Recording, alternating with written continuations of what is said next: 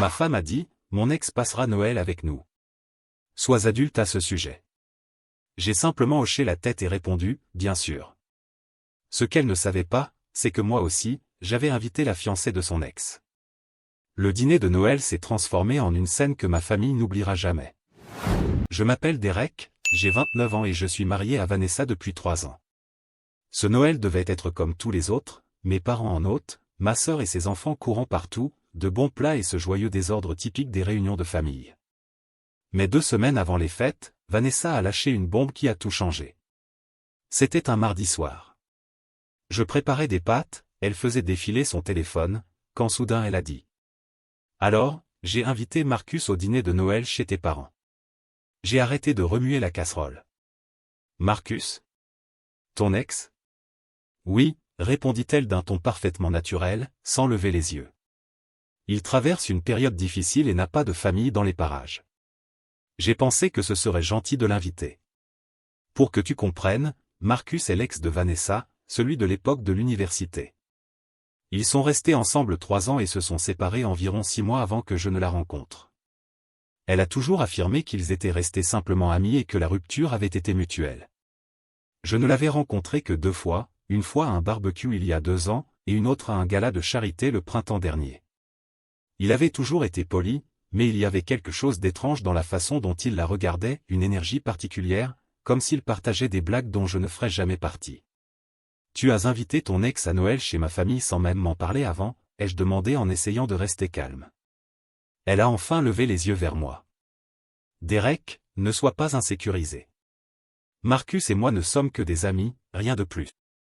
Et avant que tu ne râles, j'en ai déjà parlé à ta mère, et elle n'a rien trouvé à redire. Ça a fait mal. Elle en avait parlé à ma mère avant même d'en parler à moi. Quand tu lui as dit ça, ai-je demandé. Hier. Je l'ai appelé pour lui dire que je voulais amener un invité et je lui ai expliqué la situation. Elle a été très compréhensive. Ma mâchoire s'est crispée. Vanessa, ce n'est pas la question. Tu aurais dû m'en parler d'abord. C'est bizarre d'inviter un ex à une fête de famille. Ce n'est bizarre que si tu choisis de le rendre bizarre, répondit-elle, agacée. Marcus traverse une période difficile, je veux juste être une bonne amie. J'aimerais que tu sois adulte à ce sujet. Et voilà la fameuse phrase « sois adulte » comme si j'étais un gamin en crise, et non un mari dont la femme venait de décider toute seule de nos plans de Noël. Très bien, ai-je dit froidement. Il peut venir. Elle a souri, satisfaite. Merci, je savais que tu comprendrais.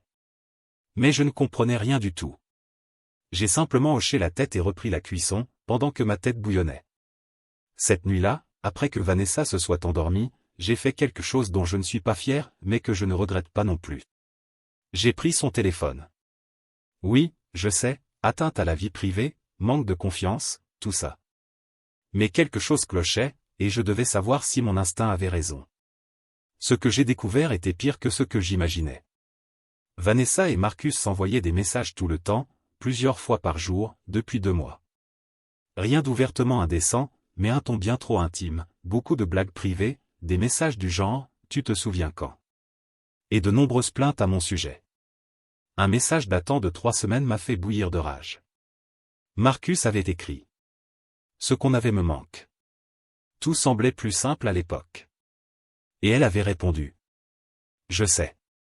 Parfois je me demande ce qui se serait passé si on avait essayé un peu plus. J'ai pris des captures d'écran de tout, me les suis envoyées, puis j'ai effacé toute trace de ce que j'avais fait. Le lendemain, j'ai commencé à creuser. Et j'ai découvert que Marcus ne traversait pas du tout une mauvaise passe. En réalité, il s'était fiancé 4 mois plus tôt. J'ai facilement trouvé le compte Instagram de sa fiancée, Claire. Elle avait l'air adorable, plein de photos avec Marcus en randonnée, au restaurant, toujours souriante. Il y en avait même une du jour de Thanksgiving avec la légende. Reconnaissante pour cet homme et pour notre avenir ensemble. Autrement dit, Vanessa avait menti. Marcus n'allait pas mal. Et si Claire ne savait pas que son fiancé allait passer Noël avec son ex, eh bien, je pensais qu'elle méritait de le savoir. J'ai créé un faux compte Instagram et je lui ai envoyé un message. Salut Claire. Tu ne me connais pas, mais je suis marié à l'ex-petite amie de Marcus, Vanessa. Elle l'a invité à passer Noël avec notre famille, et j'ai pensé que tu devais le savoir, puisque d'après tes publications, vous êtes fiancés. Si tu veux en parler, voici mon numéro. Elle m'a répondu en moins d'une heure. On a commencé à discuter par message. Claire ignorait totalement que Marcus allait passer Noël avec Vanessa, selon lui, il devait assister à une fête d'entreprise. Elle était bouleversée, mais m'a remercié de lui avoir dit la vérité. On a parlé une trentaine de minutes, puis j'ai dit. Tu veux venir au dîner, toi aussi? Tu es sûr? Ce ne sera pas trop bizarre? Probablement, ai-je répondu. Mais j'en ai marre qu'on me prenne pour un idiot. Je pense qu'on mérite tous les deux de savoir ce qu'il en est vraiment. Elle a accepté. La semaine suivante, tout semblait normal en surface. Vanessa parlait des préparatifs de Noël, des plats qu'on allait apporter, et a même demandé si on devait échanger des cadeaux avec Marcus. Cette dernière phrase m'a presque fait éclater de rire. Je continuais simplement à hocher la tête, jouant le rôle du mari, mature, qu'elle voulait que je sois. La veille de Noël, Vanessa était de très bonne humeur. Elle envoyait des messages à Marcus sans arrêt, parlant des horaires et des préparatifs. Ce soir-là, je l'ai entendu au téléphone avec lui, confirmant qu'il arriverait chez mes parents vers 2 heures de l'après-midi. Elle rayonnait littéralement. Le matin de Noël, nous avons échangé nos cadeaux à la maison avant de partir. Vanessa m'a offert une montre que j'avais mentionnée des mois plus tôt. Je lui ai donné un collier. Nous avons souri, nous sommes embrassés, et nous avons fait semblant que tout allait bien. Nous sommes arrivés chez mes parents vers 13 heures. Ma mère s'était surpassée, une dinde entière, 3 sortes de pommes de terre, des haricots verts, du pain et plusieurs tartes. Mon père regardait le football, ma sœur Lorraine essayait de gérer ses 2 enfants. L'ambiance était chaleureuse, familiale, et pendant un instant, j'ai presque eu des remords pour ce que j'étais sur le point de faire. Presque. Marcus est arrivé à 14h15. Il tenait une bouteille de vin et avait ce charme naturel qui a immédiatement plu à ma mère. Vanessa s'est illuminée en le voyant et le câlin qu'elle lui a fait a duré 3 secondes de trop. Je lui ai serré la main fermement, en souriant. Content de te revoir, mec. Merci de m'avoir invité, répondit-il. J'apprécie vraiment. Tout le monde s'est réuni dans le salon. Marcus s'est très vite intégré, il riait aux blagues de mon père, discutait avec ma sœur de ses enfants. Vanessa, elle, ne le quittait presque pas des yeux. Elle trouvait toujours un prétexte pour s'asseoir à côté de lui, lui toucher le bras quand elle riait. Je regardais tout ça avec un calme que je ne ressentais absolument pas. À 14h45, la sonnette a retenti. Je vais ouvrir, ai-je dit en me levant rapidement. J'ai ouvert la porte, et là se tenait Claire, portant un pull rouge, une bouteille de vin à la main. Elle semblait nerveuse, mais son regard était déterminé. Vous devez être Derek, dit-elle. Claire, ai-je répondu avec un sourire chaleureux. Merci d'être venu. Entrez. Je l'ai conduite jusqu'au salon. La réaction fut immédiate. Le visage de Vanessa est devenu livide. Marcus s'est levé si vite qu'il a renversé sa bière. C'est Claire, balbutia-t-il. Qu'est-ce que tu fais ici? J'ai été invité, répondit-elle fermement, en me regardant droit dans les yeux. Derek a eu la gentillesse de m'inclure, puisqu'il a découvert que tu allais passer Noël avec ton ex-petite amie. Le silence est tombé sur la pièce. Ma mère avait l'air confuse. Mon père a baissé le volume de la télé. Lorraine écarquillait les yeux. Derek. Commença Vanessa en se levant lentement. Qu'est-ce que c'est que ça? Voici Claire, dis-je calmement. La fiancée de Marcus. Marcus, je crois que tu as oublié de lui mentionner que tu passerais Noël avec Vanessa. Et Vanessa, je crois que tu as oublié de me dire que Marcus était fiancé. Alors je me suis dit, pourquoi ne pas tous passer les fêtes ensemble? Soyons adultes à ce sujet. J'avais utilisé ses propres mots. Exactement ce qu'elle avait employé contre moi. Marcus semblait vouloir disparaître. Claire, je peux t'expliquer. Expliquer quoi? Répliqua-t-elle, la voix tremblante. Expliquer pourquoi tu m'as menti en disant que tu allais à une fête de travail. Expliquer pourquoi tu passes Noël avec ton ex et sa famille sans même me prévenir. Expliquer pourquoi Derek a été le seul à être honnête dans toute cette histoire. Ce n'est pas ce que tu crois, tenta-t-il. Alors c'est quoi, exactement, répondit-elle sèchement. Vanessa, rouge de colère, se tourna vers moi. Derek, c'est complètement fou. Tu as invité sa fiancée juste pour m'humilier. Je l'ai invitée parce qu'elle méritait de savoir où se trouvait son fiancé, répondis-je calmement.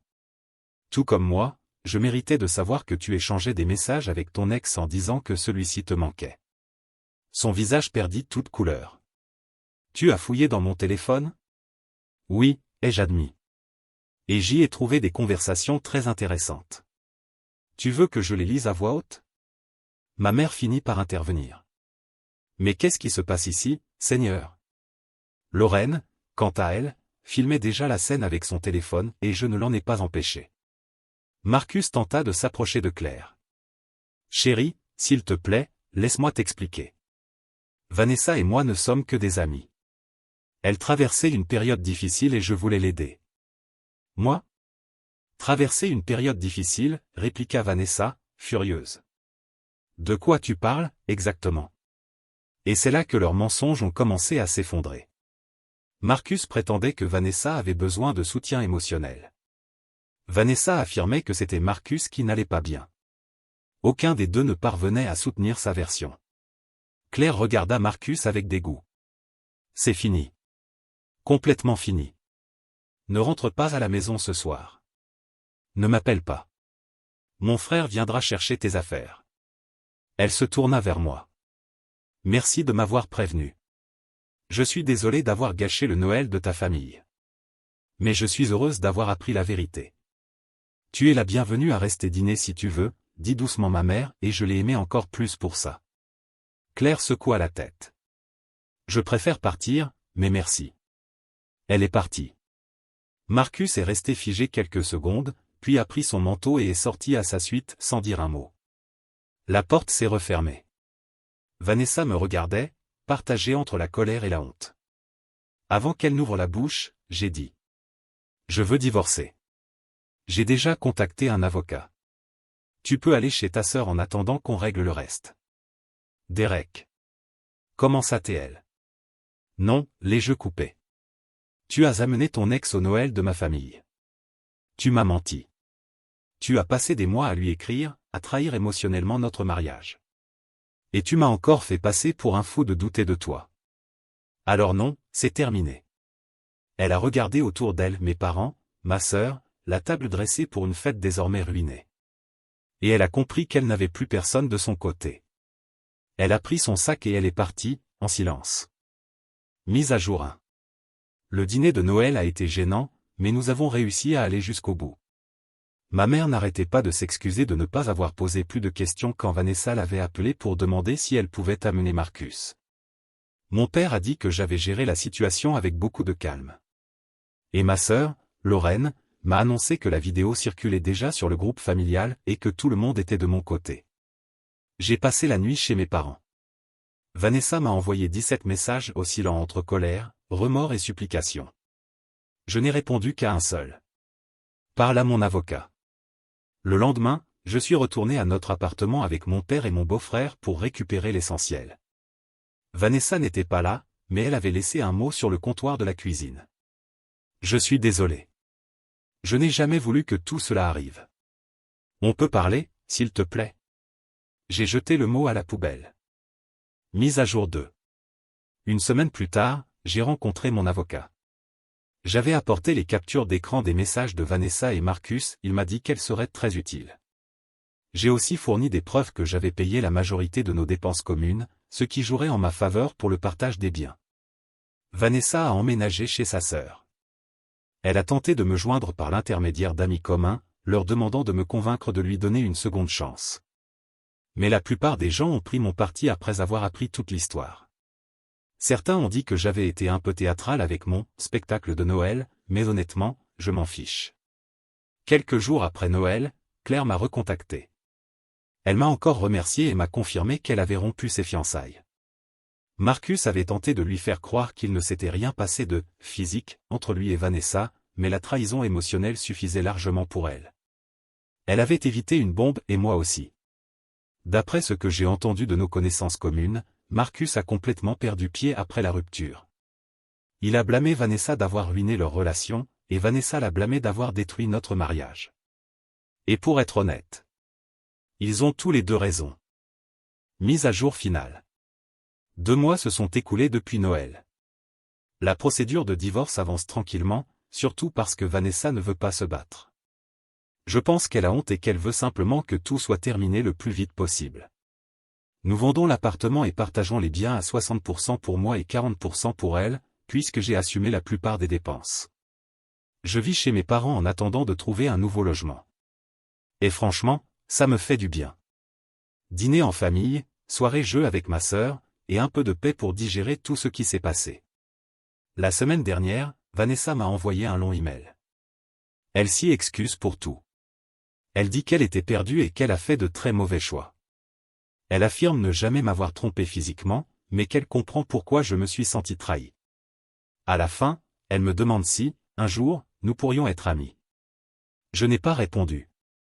Peut-être qu'un jour, je verrai les choses autrement, mais pour l'instant, je veux juste qu'elle sorte de ma vie. La même semaine, je suis allé prendre un café avec Claire.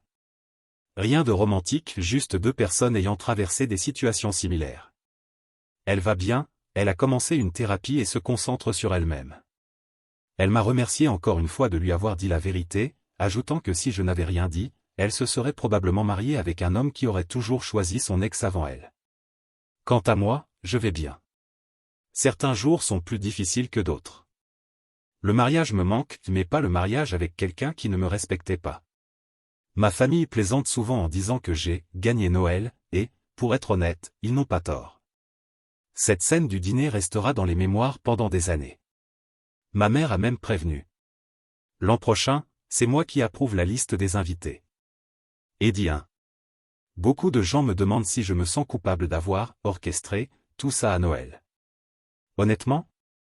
Non. Ce sont eux qui ont choisi de mentir et d'agir dans l'ombre. Moi, j'ai seulement choisi le moment où la vérité éclaterait. S'ils ne voulaient pas avoir honte devant tout le monde, ils n'auraient pas dû faire des choses honteuses. Eddie 2. La vidéo de Lorraine n'est pas devenue virale, mais elle a bien circulé parmi la famille et nos amis. Vanessa est mortifiée. Marcus a apparemment supprimé tous ses réseaux sociaux. Claire, en revanche, vit sa meilleure vie, du moins, à en juger par son Instagram. Eddie 3. Quelqu'un m'a demandé ce que mon père avait dit après tout ça.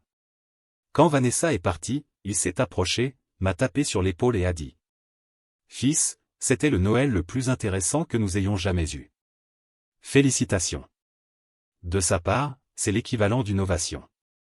Commentaire Monsieur Reddit. Ah, Noël, cette période magique où l'on échange des cadeaux, des sourires et parfois des divorces. Vanessa voulait que son mari soit mature et bien, il l'a été, peut-être un peu trop. Moralité, si tu invites ton ex à Noël, assure-toi que ton conjoint ne soit pas plus intelligent que toi. Parce que dans ce cas, le dessert, c'est la vengeance servie froide, directement sous le sapin.